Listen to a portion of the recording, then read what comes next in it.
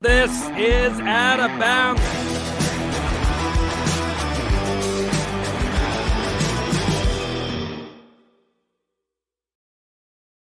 This is Out of Bounds. It is your home every single Monday night for the weird, wacky, and wild in the sports world. That's me, O'Brien, flexing on all you people out there. I'll give that to you. You look like A-Rod coming out of biogenesis. I did get my Peloton kickboxing class in this morning, so I'm glad it at least Okay. is showing a little bit because Oh, Lord yeah. knows probably need to run a few more miles. Don't tell my mother that though, because she doesn't need any more encouragement. Well, I don't know if you read that A-Rod ESPN piece that dropped earlier this week, or last week, I should say. That was the gigantic expose on his biogenesis stuff, but it is worth your time if you haven't. I know you have quite the affinity, Mia O'Brien, for Alexander Emmanuel, but I don't know how you'd be feeling after reading that.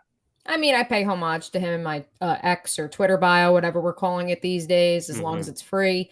Yeah, for now. For now, and he's my go-to answer in Immaculate Grid. But it's Is he really?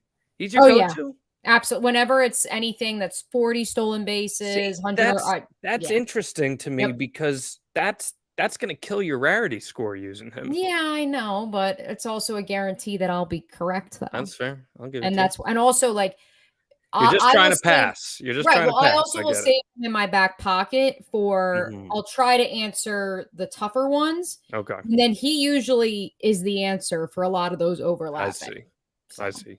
You're just trying to pass the test. I get it. Right. I understand. When it comes to baseball, I'm very much let me just hit a ground rule double. When it comes to Immaculate Grid or crossover football, NFL, or college football, that's where I'm like, okay, I'm going for the low numbers. Okay. Well, we will be talking plenty of football here on this edition of Out of Bounds on the Know Your News Network. But before we can get to that, I've got a couple housekeeping items. Number one, kynchat.com. That's where you can leave your super chat if you're watching, or if you just want to head into the YouTube chat, you drop that super chat option. You know that we're going to read it. We know that we're going to see it. That's how you get your comment on air. Sometimes that even dictates the flow of conversation. Did you have a good weekend, Mia? I know it was a Jacksonville Jaguars home game, and it was a little bit of a rough one for you. Yeah, I mean, it's at this point the pain is part of the path, John. There's Yeah, nothing there's nothing they can do that will hurt me at this juncture. Obviously I have my concerns about Dave Campo, former head coach of the Dallas Cowboys, sitting next to me, having another AFib incident, because he gets so passionate and so into it. But that's honestly my biggest concern during games. Although yesterday it was a nice 95 degrees with humidity. So I'm only on the field pregame and postgame. And That's so, good.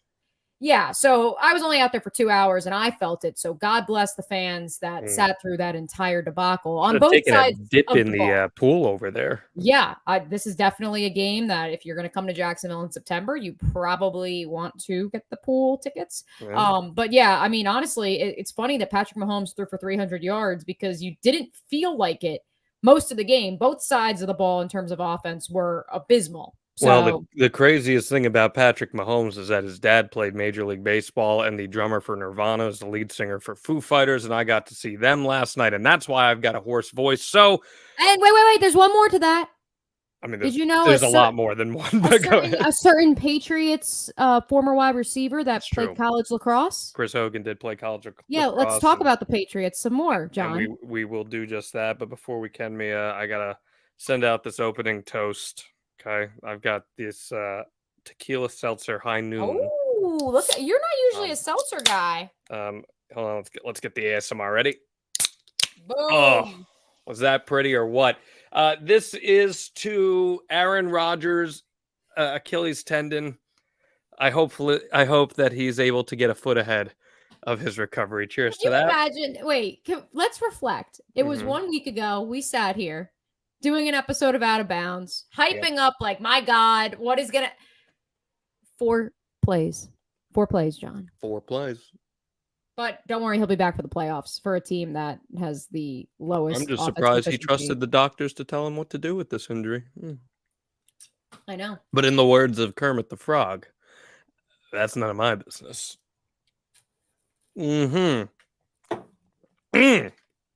Okay, Mia, let's stick with the NFL and let's talk about those Patriots you're talking about. This. So, Tyreek Hill, one of the best receivers in the league. Yep. This is a complicated relationship that he has with the New England Patriots fans. Yesterday, he called them some of the worst fans in the NFL. He was asked after his team's 24-17 win how it felt to wave goodbye to the home crowd. He did not hold back, saying, quote, "It felt tremendous, man. Those fans are some of the worst fans in the NFL. And yeah, I'm going to stand on that. They are real nasty. Some of the things they were saying, I wouldn't say in church. So yeah, it felt great to wave goodbye to the fans, and I'll do it again. Bye." End quote. No love lost there, Mia. I'm going to ask you straight up. You've seen those Patriots fans firsthand. I covered the Patriots. Are Patriots fans the worst fans in all the National Football League? Well, first, I'd like to comment on the gentleman who has been accused of multiple domestic violence issues, noting that he wouldn't say something in church. The irony is not lost on me there, John. Sure. My thing with Patriots fans, like Boston sports fans in general, to have a potty mouth, I'm indifferent to that. It's whatever. So that part doesn't faze me. The thing for me with Patriots fans is they truly believe, second reference of the episode tonight, of the program, that the pain is part of the path.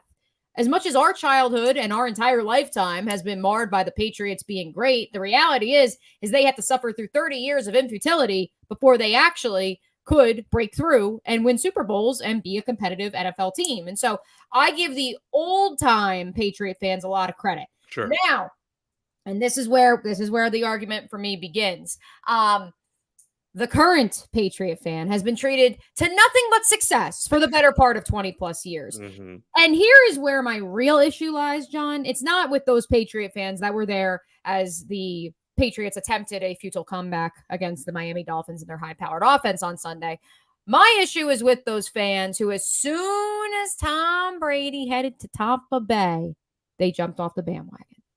Just like that. And I know several of them personally, including my college roommates, that suddenly either didn't care about football or the Patriots because Tom was gone. That is where I have some issues with Patriots fans. I'm indifferent to them and their, choice of vulgar language, because that's just ingrained in it goes a little beyond vulgar language. So the Boston sports fans have and this is documented, they have a history of being accused of hurling racial slurs at players more than just about any other city in the United States as far as sports fans. You remember Adam Jones with the Orioles? And, this is not something that's new with Boston sports fans. Boston sports fans are some of the most passionate sports fans in the world. It was a true privilege to get to cover Boston sports for 3.5 years. Really just a fantastic experience.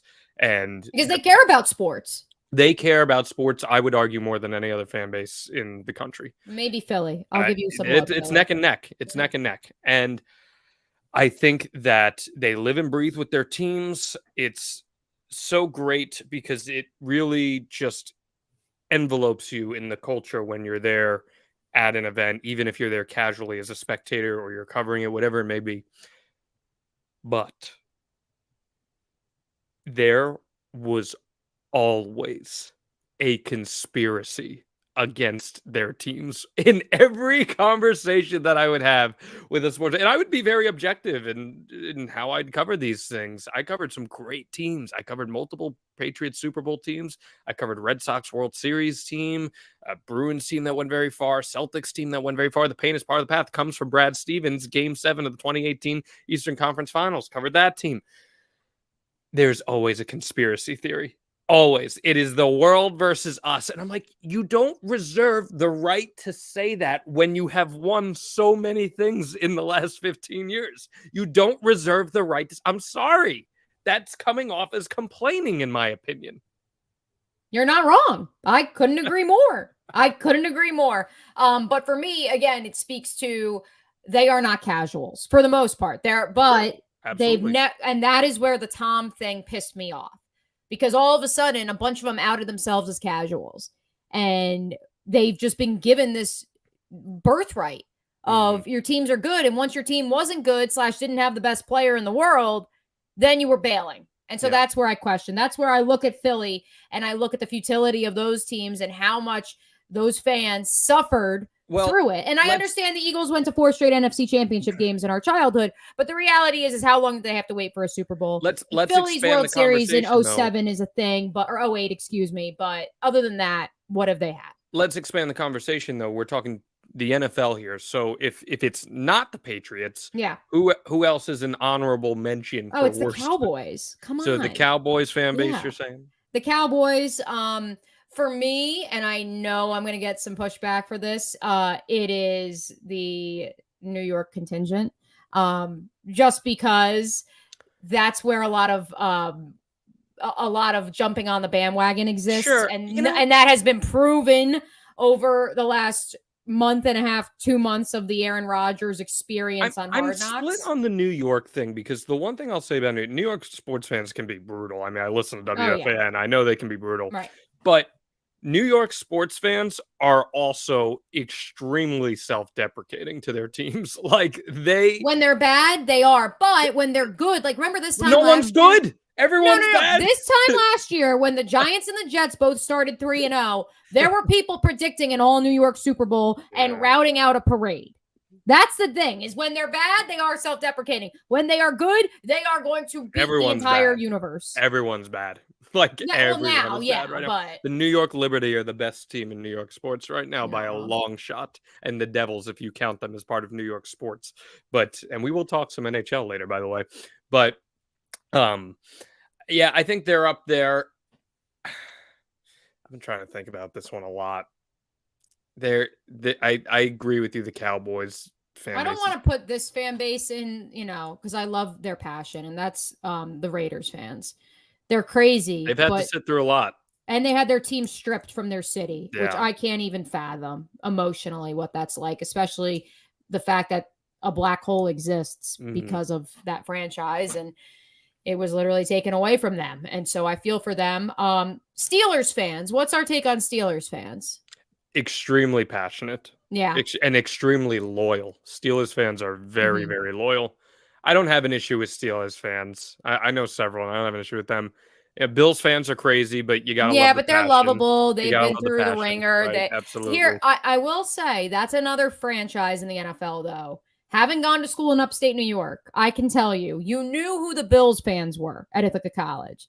And that's why when all of a sudden I started hearing from some of the other kids I went to school with who I'm like, you were a Patriots fan or a Giants fan. But all of a sudden, because they're from Buffalo and the Bills got good, suddenly they cared about the Bills. And, oh, yeah, my family's always been Bills. I'm like, you weren't talking about that in college because they weren't that good. And so I have some mixed feelings on like those. I know my guys like Nick Karski, shout out him, Jesse Feldman, like those dudes were riding or dying through 4-win seasons in it when I was at Ithaca. So power to them. Those guys, yes, I am happy for you that you have a quarterback and you have a legitimate franchise now. But some of these others, I'm like, where did this come from? Where did this come from? And also a lot of my disdain also stems from the Syracuse and Rochester media piggybacking and acting as if that they are the Bills' hometown team. So are we going to make a declaration here? Are New England Patriots fans the worst in the NFL? I would say Boston sports fans are the worst across all the major sports, and that's not a negative thing. I think it's just because they're so passionate. They can be over the top zealous, or they've been so privileged that they don't realize how good they have it. I would say in the NFL, though, it has to be the Cowboys because either they're so over the top or they're so casual, and they still are living in 1995. I think it's the Cowboys, too. I'm with you. It's the nature of the belief in America's team year after year, despite there not being an actual track record. I'm going to go with them as well. All right. I know you've been waiting all week to talk about our next topic. Cue it up, Mia. It's me. Hi. I'm the problem. It's me. My name is Travis Kelce, and I may or may not be dating Taylor Swift, or talking, I should say. The Messenger reported last week that the Chiefs tight end may have successfully kicked off the fling thing with pop superstar Taylor Swift that he was attempting to create over the summer when she played at Arrowhead Stadium. In case you missed it, as first referenced on the Kelce Brothers podcast, you know about the friendship bracelets, John, that at Taylor Swift concerts, that's what people do. They make friendship bracelets. They meet new friends, but keep the old one in silver, the other's gold. They exchange them. Travis Kelce made one with his phone number on it and was hoping to exchange it with her, but she doesn't talk to people before or after the show. So he never got to give her the bracelet. However, now being reported that they are indeed dating, which our guy, the one, the only Iron Eagle. So apropos, in Sunday's Chiefs-Jaguars game, when Travis Kelce caught his first touchdown of the season, a blank space opened up for Kelce. And he wrote her name. No, he didn't. That's the extent. I was going to make an anti-hero comment, but yeah. My question for you, John Alba, is this the sports power couple to beat at this current rate? How could it not be? Taylor Swift is the biggest name in the world right now. She's never dated an athlete. She's written about a lot of ex-boyfriends, but she has never dated a professional athlete. That, I think, is the bigger question then. What kind of mental effect could this potential relationship have on Super Bowl champion Travis Kelce? Because, I think it's the other way around. I'm happy for Taylor, honestly. Like, well, what I'm saying is, Mia, let's say something goes wrong here. Not that we wish that, but let's say something goes wrong here. Now, all of a sudden, you might find yourself the subject of 5 number 1 hits to come in the next. Oh, yeah. Oh, is she going to write a song about him? Whether That's this what I'm turns saying. it. Yeah. Oh, yeah. Think about the psyche that comes with that. Yeah. As considering a friend of mine is John Mayer's agent, Flex. But no, it's a UNF connection. Shout out to our boy John, other John. And he told me about like the death threats that John Mayer gets from Swifties, like from innocent 13-year-old girls writing death threat letters. I don't think they're innocent. To John Mayer. Yeah, no, I mean Travis Kelce's he's willingly entering a minefield. Yes. But I'm very excited for her. As someone who definitely dated toxic guys, just like Taylor. You know, like you never know. Like when you finally go like something so different, and you're like, wait. This is normal. And I'm not saying Travis Kelce's normal because I don't think he's normal. He was dating models before this, and apparently he doesn't tip well. And the ex-girlfriend claimed that he didn't buy her gifts. I don't think that's true. But the reality is I am very excited for Taylor to say, you know what? I have a break August 27th to November 6th when she returns to the tour, Buenos Aires, and she's hanging out, just, you know, seeing what comes of it. I personally am rooting for them because I think for both parties involved, they both are super obsessed with their craft, but they also seem to have fun and have learned that work-life balance. And so I hope it pans out for both of them because this is the one area she hasn't tried. It's amazing what happens when you get out of a toxic relationship and your world opens up and you see that fantasy can become reality. And maybe that's what's happening here. And I think he would give her, here's the other thing. I don't know the full extent. I'm a Swiftie, but not that crazy. I don't know the full extent of her previous relationships. Sure. But I know part of it was the like undying, like I am for you and everything with you. Like her previous boyfriend, I'm blanking on his name, the British guy she dated for 4 years. Apparently part of the issue was like he didn't like that she couldn't go to the grocery store and like go shopping. And like there were other things that like she just physically can't do. And he was like over it. Travis Kelce is the same way. Like he can't go out in Kansas City. Like, and if he does, like that's in a segmented spot, right? But I think anywhere he would be I mean, now with that podcast, he's a national brand. I mean, he's not. I say he would be okay with her. I gotta get you to step outside the sports bubble here for a second. Okay. There are not going to be people outside that sports bubble who are going to look at Travis Kelce and know who he is. And that's nothing against Travis Kelce. He's one of the most famous athletes in the United States right now. No questions asked about it. But he has not crossed over yet. Not to say that he can't, because I'll tell you what. I think, especially after watching him as the host on SNL, I think Travis Kelce has a very bright TV career ahead of him once he decides to hang up the cleats. But at this moment in time, he has not crossed over into that pop culture phenomena. Now, once you date Taylor Swift, all of a sudden, you might find yourself crossing over into the pop culture phenomena that is a celebrity life, and I could very well see. But hey, listen. Good for I think him. He would embrace it. I don't think he would hold it against her. No, not at all. And that's why I think she has struggled with that. I'm all about like people not accepting her for like everything, the baggage that she comes with. And I think he is as crazy as it sounds, like if this does pan out that it started with the friendship bracelet, like, you know, like I appreciate that he knows what she is and he's like, yeah, let's try it. I'm all about shooting your shot. I think you need to do that sometimes in life because you're always going to wonder what else is out there. Could there be more? And his more could be Taylor Swift. What do you think Travis Kelce's love languages are? Hmm. His top 2. Yeah, we got words of affirmation, physical touch, quality time, He acts of definitely service, and is gift giving. he definitely binges like Modern Family No, but or I mean The like his Office. actual love languages. Like I think he's like totally a words of affirmation guy. Like that's Oh. a guy that like needs Yeah. affirm. I was saying those binging those shows because I think he's a cuddler. I think he's the type that he's like a Mm, homebody and he likes like at the end of the day unwinding. I think that that's part of his love language is someone who will just lay with him and not talk about the craziness. And I physical think she touch. needs that. Okay. All right. Are they the power couple though to beat, or who's your favorite Yeah, I power mean, couple? no one's touching that. Come on. I mean, she's literally the biggest celebrity in the world right now. You Russell can't. Wilson, sorry, you're out. I mean, A-Rod lost out on J-Lo. Yeah. You know, R.I.P. That's our second A-Rod reference of the program. I'm just being real here. I live for it. Like, I mean, Russell Wilson, you said Ciara, like, I don't know who, what else? I mean, I mean, our boy Justin Verlander with Kate Upton Kate or Upton, Kate yeah, but Hudson, whichever there's, one he's there's, married to. there's one potential variable that could change this. And Go that on. is, should we find out who Tom Brady eventually links up with? Because if Tom Brady links Yeah. up with someone very Because famous, him all and of a sudden, Giselle were like that was a big.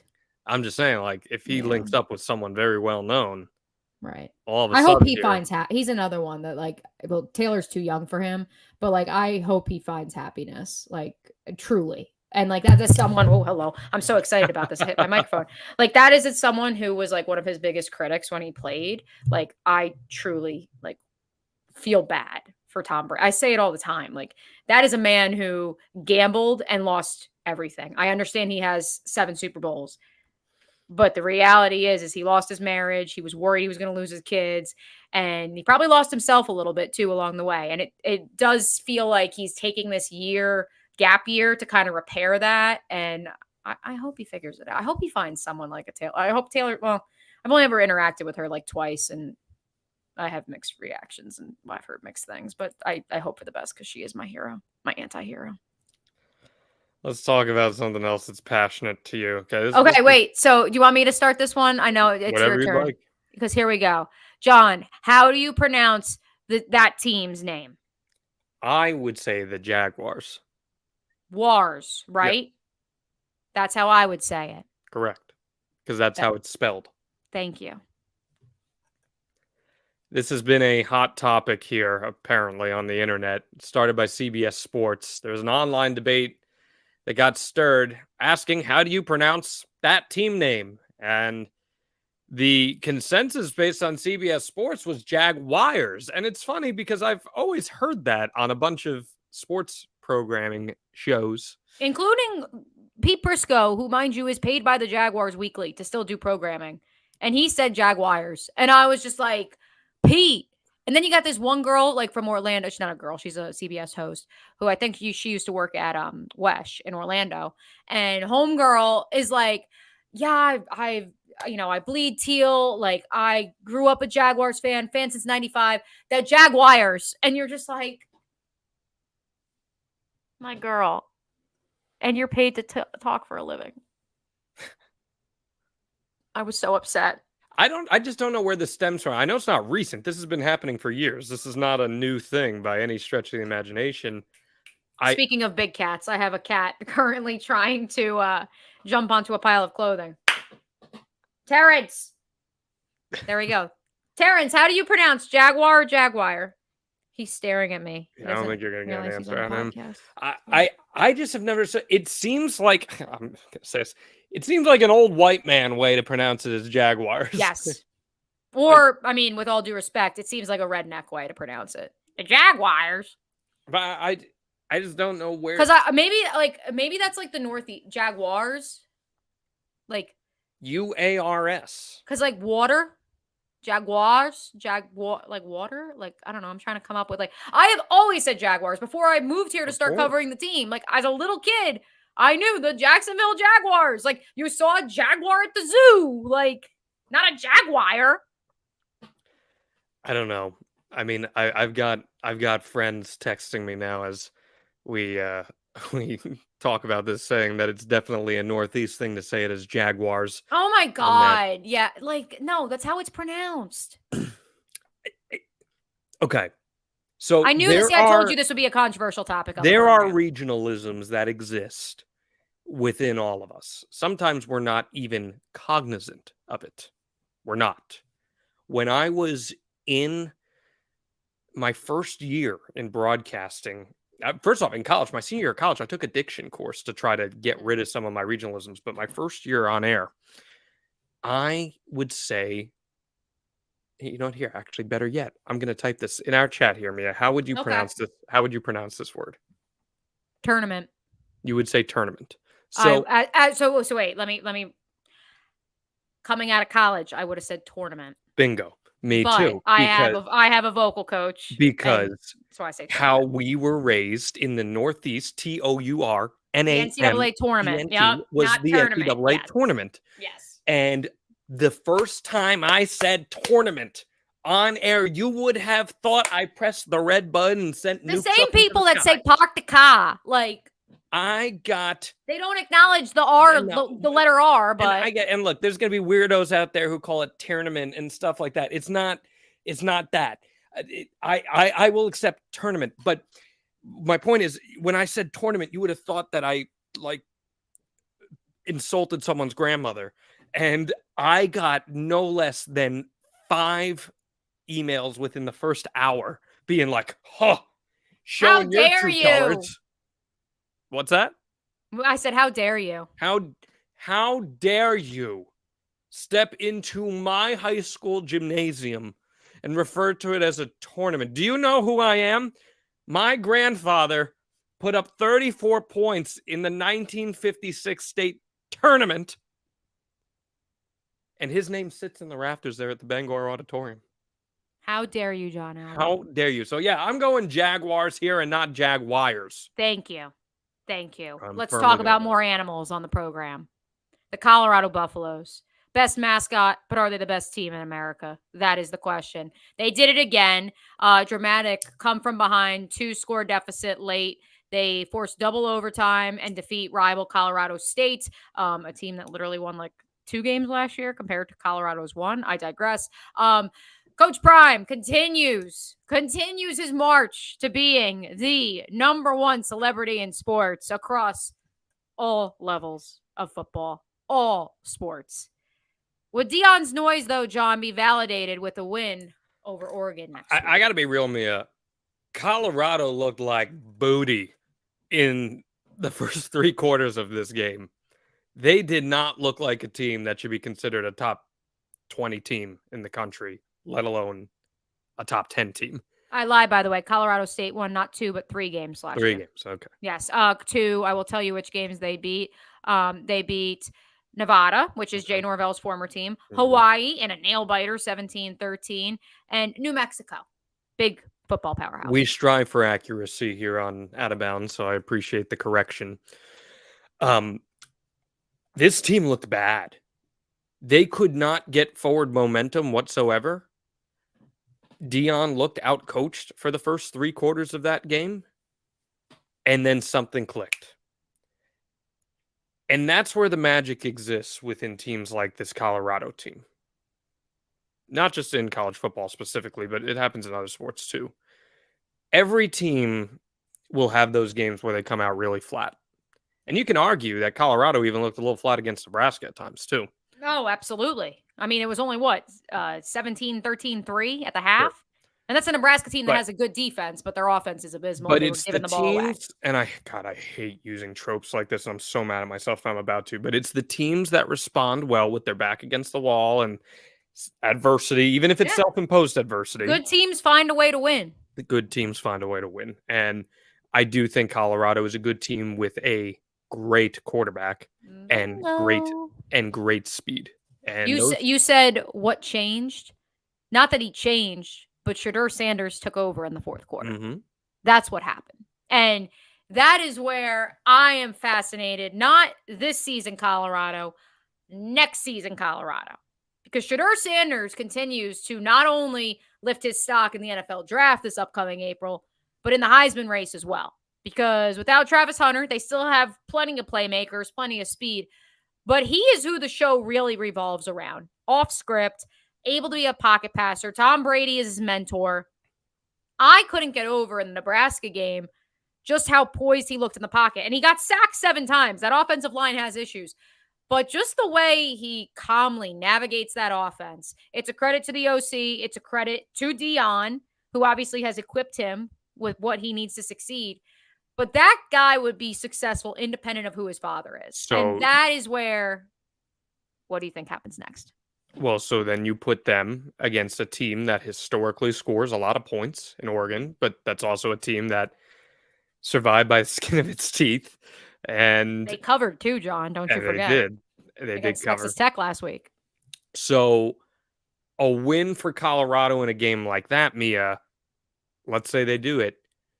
I do very much think it validates everything that Deion's been preaching. I can't look at a potential win like that and say, the jury's still out.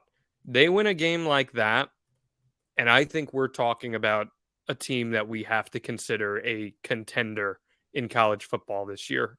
Contenders have growing pains. Very rarely do you see a team that is just so filthy dominant from start to finish. Even Georgia this past week had growing pains. Oh, we could have a talk about that too. So I'm not too worried off by the Colorado State stuff, especially since you said he got sacked 7 times and they still won this game. No, that was against Nebraska. He got sacked. I didn't see how many times. Okay, they won the Nebraska game 7. Right, he gets sacked 7 times. They still figured it out. Travis Hunter is obviously out for an extended period of time with the injury. I saw a report it's a lacerated liver, which is like frightening. But we'll see what happens there. For me, this is the first time outside of that opener against TCU, which, lest we forget, John, 81 of the 90-plus players on this roster were not on the roster a season ago. So I can only imagine Sonny Dykes and the crew trying to scout them because you have no idea what they're going to look like. Clearly now there is tape. And so this is the second time this season they have to go on the road. If this game was being played in Boulder, I would pick Colorado to cover, if not win. It's in Eugene. Bo Nix, for as much as we all love to pile on, has looked like a very good quarterback at Oregon, whether you like it or not. And yes, they put 80-plus points on a couple of cupcakes so far. This will be their first real test outside of that Texas Tech game, which they had to go to Lubbock for, so they're battle-tested as well. If Deion wins this one, bang your chest, buddy. Caleb Williams comes to town the next week. Have fun. Now, if you win that one, then... If you win that one, literally book your tickets to the national championship because weird things happen, but if you could beat those 2 teams... I mean, Utah will probably beat you somehow later in the season, but that's a story for another time. The reality is that it was great to beat TCU, the reigning national runner-ups. Beating Nebraska is huge. Beating Colorado State is huge. Beating your rivals is something that is so underrated in college football. Like Billy Napier went 0 for 4 last year. It's hard. And that's part of why Gator fans needed that win on Saturday to hang their hat on something, And Deion's already 2-0. So I am just fascinated, John. What happens when Shedeur inevitably leaves for the draft? I mean, if you inspire people with your recruiting, it's not going to matter. Are you still going to be there? Well, I mean, that's also the other question, too. It's does he get an SEC offer? Does he get an NFL offer? I threw it out there on my daily program, XL Primetime today. Let's say my prediction of Mike McCarthy's demise with the Dallas Cowboys my God, comes to fruition. Puke. I want to puke at the thought of that. I want to puke because you're right. You're not wrong. Tell me I'm wrong. You're not wrong. No, you're not wrong. I just want to puke. That's all. Oh my God. Because Florida State's not coming for him. He said he's no longer a Florida State, elite. He doesn't have to be a Knoll. Imagine him succeeding Belichick in New England if Bill were to resign. Yeah, because Lord knows with Mac Jones, what the situation is there. I see Eddie on the YouTube chats, which of course we love you guys in the YouTube chats. We also would love, John, if you leave a KYN chat. Correct me if I'm wrong. He is suggesting that Dan Quinn would replace Mike McCarthy. He would be the interim. I'm talking next year. I'm talking Jerry Jones taking a Shad Khan. Yeah, no, I mean you're not wrong. I think you're dead on with that. Actually, I don't think you're wrong at all. It's just. Well, let's go from Coach Prime to Coach Negative Prime. Well, first of all, the guy's name is Babcock. What did we expect? Well, Mike Babcock he's a very well-known coach in the NHL. He's got lots of history with the Toronto and everything. Anyway, his brief tenure with the Columbus Blue Jackets is over before he even coached a single game. He was hired this offseason. They announced that he would resign yesterday. And why, you may ask? Well, his resignation comes in the wake of allegations surfacing over the past week that he violated players' privacy when he asked to see photos on their cell phones. Now, you might be saying that's a strange request. Well, it gets weirder. The assertions were first presented when former NHL player Paul Bissonnette said on Tuesday's edition of the Spittin' Chicklets podcast that Babcock had asked Blue Jackets captain Boone Jenner to show him his camera roll before displaying the photos via AirPlay on a wall in the coach's office. And then he reportedly asked this of multiple players. And some of the players went out and they tried to say, no, it wasn't what it seemed. But the more the allegations kept coming to the surface, the weirder this got. And he has since resigned. Mia, where does this one rank in the weirdest coach resignations ever list? Because this one is mighty questionable, if you ask me. Well, according to Netflix, Urban Meyer resigned as the head coach of the Jacksonville Jaguars. And that was after resigning, or whatever you want to call it, as the head coach of the Florida Gators and the head coach of Ohio State. So yeah, that one, he's the king of the resigning. So let's throw that one out there. The one I also am going to throw out at you is the Ed Reed situation at Bethune-Cookman, where he was fired after just 25 days, and he accused the school of having a dirty campus and failing to clean his office before he arrived. He goes on this tirade and just went crazy in front of players, parents, even Coach Prime, Deion Sanders, said he's not leaving on his own accord, and then he got relieved of his duties 25 days in. Which that one was wacky. I don't know if we'll ever get the full details on that one. So a 25-day tenure because you called the school dirty. That's the only one that really. This is a weird one, but I don't think anything's ever topping Bill Belichick, New York Jets head coach. Oh yes. I mean, Bill Belichick gets hired by the Jets, has a press conference, and then a day later writes a note on a napkin that says, "I resign as the head coach of the New York Jets," and the rest is history. What a turn of events, right? Like, it altered the course of football history. And what's wild too is that it was written on a napkin. It was, in fact, written on a napkin. I don't think anything tops that. As weird as this is, and this is strange. I mean, this is weird behavior in general. And look, maybe this is a generational gap and it was just a misunderstanding, and he allegedly wanted to see that caliber of guys that he was coaching, but that definitely seems like an invasion of privacy to me. I don't understand what you gain from it. If you're like trying to bond with your players, be like, yeah, send me some pictures of you and your family. Let me see you and your friends. I don't think that's nearly as harmful as give me your phone. I'm going to project the pictures on the wall and we're going to scroll through them. Something seems a little miffy about that to me. I'm trying to pull up exactly what the internet says about, Steve Spurrier when he left Washington. Do we consider that a firing? Yeah.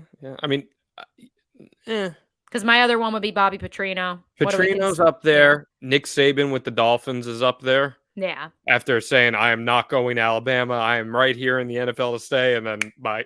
So, well, if we're gonna play that game, let's talk about Lincoln Riley saying, I am not taking the position at Louisiana State University. He went to USC instead. That was fantastic. Yeah. I mean, he didn't lie. No, he didn't lie. That's what I loved about that one. I was like, he's not lying. He went somewhere else. Let's keep rolling here, Mia. All right, to the NBA we go. The Board of Governors unanimously voted last Wednesday to approve tougher resting policy rules, not testing, resting policy rules and punishments for star players who sit out games, including those on national TV and in-season tournaments, aka load management, as well as multiple all-stars sitting out for regular season games. Together, the rule would ultimately give the league office authority for greater oversight over discipline for missing games and an ability to fine teams more than $1 million for each instance of violating resting rules. John, is this good for the league's fans and fantasy players, or is it short-sighted? So I'm mixed on this one, honestly, Mia. I think you can look at it from two perspectives. If you look at the NBA as a business, which it is, it's a business, you want teams putting out the best product they can for the fans and for everyone. That a fan doesn't want to buy a ticket to a Lakers game and not get LeBron James, right? Like Yep. that's the idea. You want to be able to go out there and see these star players, especially in a league that is so superstar driven, and that's what your teams are marketing. You want to see that. At the same time, I recognize that NBA players, at least in my opinion from covering the NBA, of the big four sports, NBA players are the most elite athletes of all of them. I don't even think it's close. I know people will disagree with me on that. I think the conditioning that you have to have at the height that these players play at is just on another level. So I think that if you look at the past, the Larry Bird era, the Michael Jordan era, as a whole, league conditioning was not up to the standard that it is today. So if players played 82 games in a season, that's great, but I don't think it's the same comparison to make to the game of 2023. So I understand the desire by these players to have load management. I used Kawhi because he's the The prototypical king. example of load management, right? One thing that actually I'll bring my point up after. Go ahead. What are your thoughts on this here? The league is trying to protect its asset, which its most valuable asset is its players, and its most marketable asset is its players. Well, they're And not protecting them with this. correct, They're saying you've got to play. right, but they're keeping the brand alive. And they feel bad for little Johnny and his dad, who saved up all year to go to a Golden State Warriors game when they come to Orlando, because little Johnny is a massive Steph Curry fan, and he gets to the game and whoops, Steph's not in the lineup tonight. And that's not fair to the fan, because, not everyone has the money to throw around and just go to a million games a season and hope that they get to see their favorite player. So this is absolutely done with the fans' fantasy, I guess, but not really. I think maybe gambling, because that's the all important dollar in 2023. But if only on the surface, I think it's because they had so many instances of either building up the marketing of a game and then the player doesn't play, or fans who left home. I think that's it too. The NBA is, you set your primetime schedules long in advance, and Right. you're marketing these games, and all of a sudden Steph Curry's not playing or Right. Kawhi's not playing. I mean, you look like fools. But the most interesting thing about this to me is we got something for the first time ever out of the NBA that we've never seen in any other sports league out there. And that is the definition of a star player, which I thought was so fascinating. And this new rule identifies a star player as those who have played in an all-star game or made an all-NBA team in any of the last 3 seasons. What's your take on that designation of what a My first star thought is? was, I'm like trying to think, like, did Dante DiVincenzo or Mo Wagner or somebody make an all-star game? Like, are they considered under this rule? Do those guys count? Like, do we care about their health and the fact that they're trying to cram 82 games into 6 Right, months? right. Again, this is to protect the brand, and to protect the, quote unquote viability of each player's brand.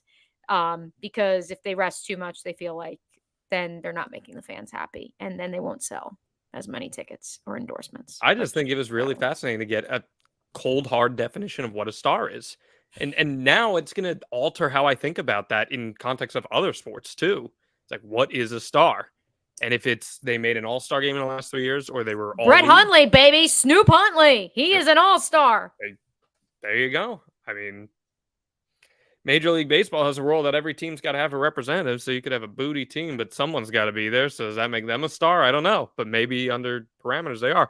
I'll tell you one team that has struggled in the past with drawing attractions is the Or Tampa having Bay Rays. all-stars either, although they've had a couple, I Oh, in guess. recent years they've been very good, but the Tampa Bay Rays, right there, Mia. You are looking at a brand new stadium in St. Petersburg, Florida, right outside of Tampa. After years of negotiations and threats to leave the state, the Tampa Bay Rays appear poised to announce a new domed stadium this week that is to be built near the existing site of Tropicana Field, keeping them in St. Pete for many years to come. The new lease would kick in 2028.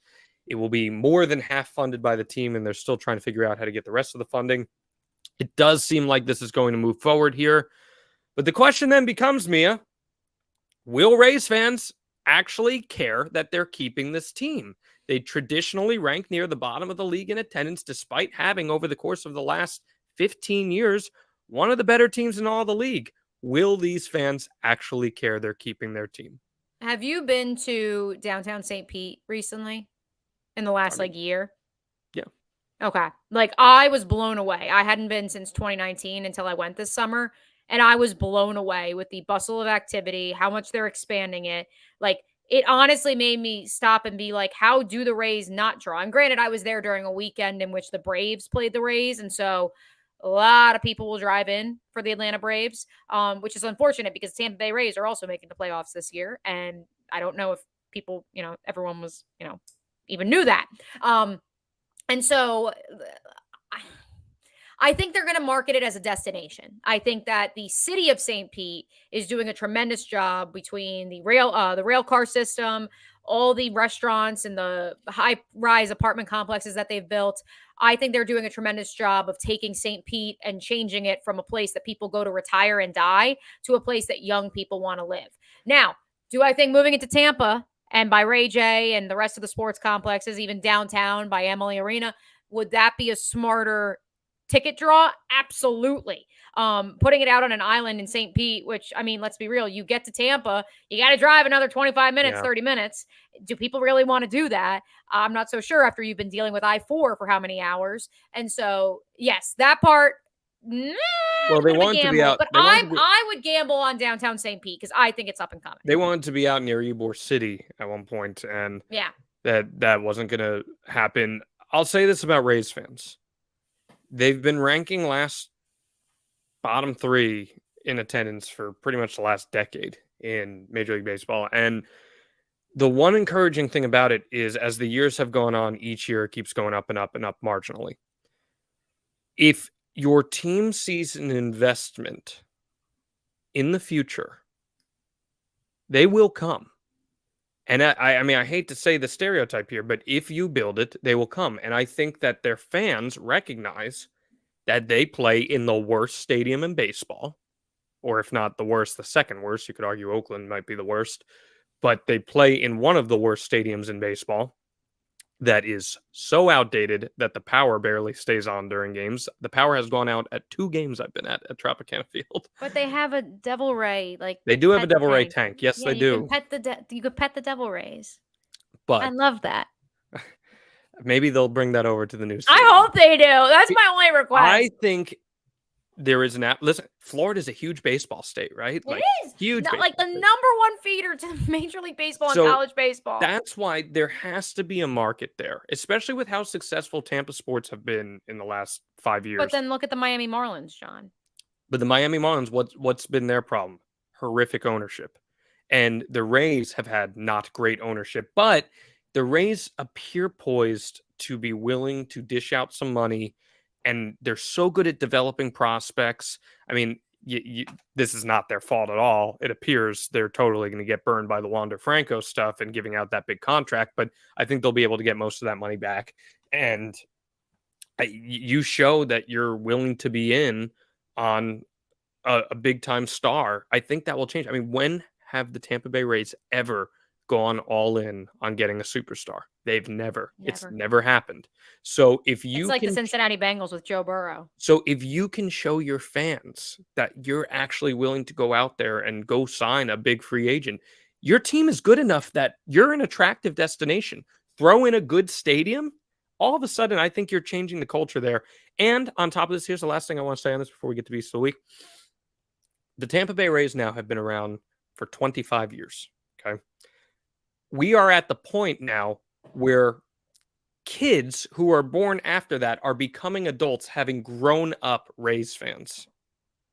You're going to start to see that shape a little differently, right? There's going to be a shift where kids have kids and raise them as Rays fans. Now you got 2 generations of Rays fans. And that's how that stuff grows over time. But you have to invest. And if you don't invest, then it's never going to happen. How do you feel about a dome stadium rather than a retractable roof? I was gonna say it's not unlike the Jags, to be quite honest. Like, I mean, these franchises, we take for granted how young some of them are. Yeah. How do you feel about a dome stadium rather than a retractable roof? Indifferent, because I just sweated it out in a 95-degree heat yesterday. But I feel like dome stadiums don't really exist anymore. No, they don't. Well, it doesn't look. Pull up the graphic again. It looks like it's a dome. It's not a retractable roof. It's a dome, but it's not like what the Trop is right now. Like, I mean, it's, actually it does look like the Trop. Who am I kidding? It looks like the triangle thing. But also it looks like it's exposed outside concourses, which is like the new hip thing, because the Jag Stadium is going to have that too, and SoFi obviously does. And SoFi Stadium isn't retractable. It's like that weird. No, it's the weird. It's got a roof with open air on the sides. Right, and that's what that kind of looks like to me. Interesting. Wow. Interesting. All right, Mia, what is your beast of the week? Who did the most beastly thing in the sports world this week? Well, we made it through the entire program, 50 minutes worth, and we didn't get an Iowa reference in, so you knew this one was coming. 41 points for Brian Ferentz and the boys after he smashed his headset going into halftime when the Hawkeyes were tied at 14 with lowly Western Michigan. And needless to say, that has upped his average for the season after scoring 24 and 20 points in the first two outings. He has to average 25 points per game, in case you missed it, to keep his job. Although the exact terms of that being the reality are largely unknown.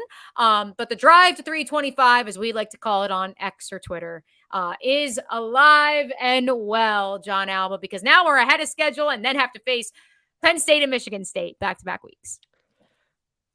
Okay, you're going to go biased, then I'm going to go biased. Give it all. The Beast of the Week honoree to Danny Dimes. Oh, here he goes, folks. Here he goes. I'm a believer again. Danny Dimes, after the Giants got off to truly one of the most putrid starts in the history of the NFL, with the Cowboys loss and just an absolute dismal showing 60-0 in the first half in of 6 their quarters game against the Cardinals. I understand the Cardinals are not good. I get that. But still, the NFL is a difficult league to win in, regardless, okay? And we saw, for the first time in a long time, a New York Giants offense that clearly went through its quarterback. And I said to myself, there it is. There's the Daniel Jones that I've been waiting to see. He kept his poise, 26 of 37, 321, averaged almost 10 yards a pass, 2 touchdowns. I'm feeling really good. 59 rushing yards and a touchdown. I think Daniel Jones is going to live up skill-wise to his contract. Will he have the skill around him? I don't know. Will he live to week 8 in the season with the offensive line the Giants have? No, he will not. Something needs to change on that front. Plus, with Saquon Barkley now being out for up to 3 weeks, I mean, it's going to be the ultimate test. But Danny Dimes earned my Beast of the Week because I thought he really turned it up and showed that he is the guy there. I thought you were going to give it to Jonathan Gannon for the best tank job we've seen since the 2020 Jaguars. And by the way, the man alive, I gotta give some love to Harrison Melvis, the Missouri kicker, 61-yard field goal. Mavis, sorry, Mavis. Kicker. Yes, we love the thicker kicker. What's funny too, John, is that his brother was the kicker at Iowa State. He actually was signed as an undrafted free agent by the Jags last year. If you remember, there was a young rookie kicker that hit, second reference of the show, Super Bowl winning head coach Dave Campo with one of his kicks, not once but twice in a training camp practice last year. That was Harrison Mevis's brother, who is probably a third the size of Harrison despite being 6 years older. Those are our Beasts of the Week. This has been Out of Bounds. We're back with you next week. We'll see you right here on Know Your News.